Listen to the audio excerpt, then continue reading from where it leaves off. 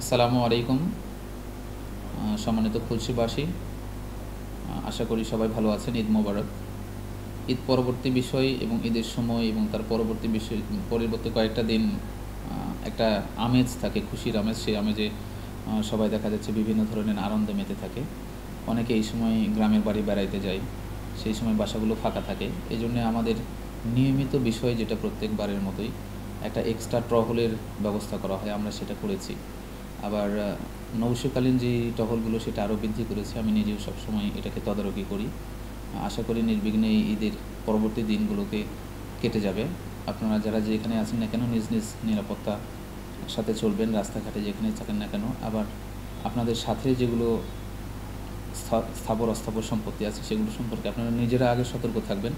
আমাদেরকে তো ব্যবস্থা দিতেই হবে, অতিরিক্ত সতর্কতা সেটা আমরা করে রাখছি। আশা করি কোনো সমস্যা হবে না। সবাইকে ধন্যবাদ, ভালো থাকবেন।